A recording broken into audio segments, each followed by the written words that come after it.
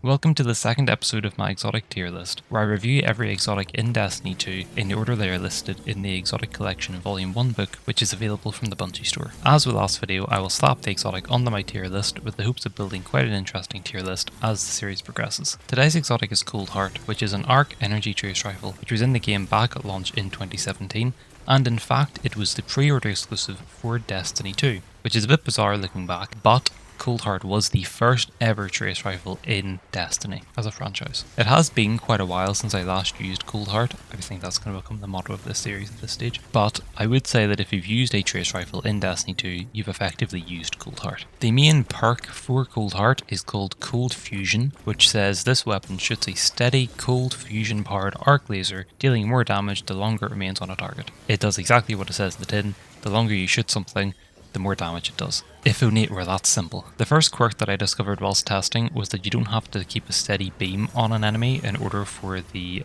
damage to scale upwards. You can actually just spam fire essentially, pull the trigger about 4 times within 2 seconds, maybe even 1 second, and that fulfills the requirement. You can see when you're ADSing that on either side of the wee screen that a meter slowly builds up. And if you do one tap, which uses exactly one ammo of the 103 or 101 that you have, it goes up by about a quarter or about a third. And if you do that 4 times, you build up to max damage. So if you really wanted to optimize your damage output, in terms of ammo, I suppose, you could just tap fire on an enemy, even if it's a boss, and then suddenly you can do almost double the damage by just using 4 ammo essentially, so it's quite a good thing to know. The secondary perk is Longest Winter, which says it periodically generates ionic traces whilst in its high damage state. It doesn't just periodically generate ionic traces, it does it on about every second to third shot. So if you just tap fire one of these targets in the Enclave, you will generate constant ionic traces. So if you have some sort of build to take that into account, which I think you can do, it would work very well. Now, because Coldheart was the first ever exotic trace rifle in Destiny 2, and because there was no legendary trace rifles for many years, I think the first one may even have been for the 30th anniversary, I decided to compare Coldheart to the legendary trace rifle from last season to get an idea of why Coldheart would be considered an exotic trace rifle as opposed to a legendary trace rifle. In terms of damage, both weapons do the exact same base damage at 1133. However, Coldheart ramps up to 2038 damage. That is an almost 80% increase in damage over the course of a second or two, and that's obviously where the exotic factors into it. For reload speed, Chronophage, cool name, reloads in about 1 second, whereas Coldheart reloads in 1.28 seconds, which is actually a decent bit longer. For stability, I decided to measure the amount of time it takes for the gun to recenter after stopping shooting. I reckon this is a bit easier to measure than trying to measure the actual distance difference between the two guns, because unless my Guardian has a measuring stick in his back pocket, I think that could be quite difficult to do reliably. For hipfire, Chronophage recentered in 2.68 seconds, whereas Coldheart was 2.92 seconds. That means Coldheart was 8.9% slower. When ADSing, Chronophage did it in 1.45 seconds, whereas Coldheart recentered in 1.68 seconds, with Coldheart being 15.8% slower. So what we see is Coldheart does more damage with its exotic perk, and it also has the ability to generate ionic traces at a pretty rapid rate. But it does pay for this with its stability and reload speeds. Coldheart does have a catalyst, and it only requires you to get kills with the weapon.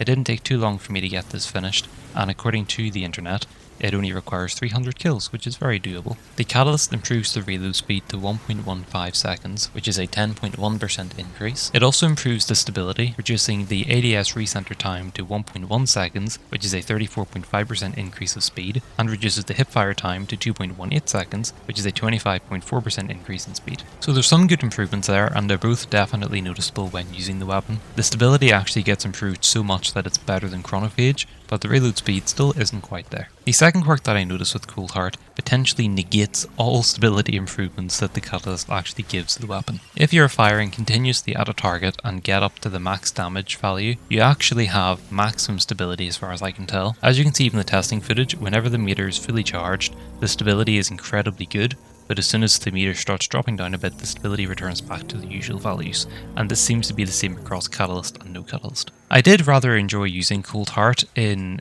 seasonal activities and Gambit and the such, and I did quite like its exotic perk and the such. However, I couldn't quite determine how much of the fun factor I was experiencing came from it just being a trace rifle or it being an exotic trace rifle. Trace rifles in Destiny 2 are quite fun by themselves, And I do think they're heavily based off of Coldheart anyway, because Coldheart is the first trace rifle. As you see with a lot of weapon archetypes, the first weapon released with that archetype, or that frame and as such, becomes the sort of base version of it, and therefore anything that comes afterwards is usually going to be based off of it in some regard. And I think that's exactly what has happened with the legendary trace rifles.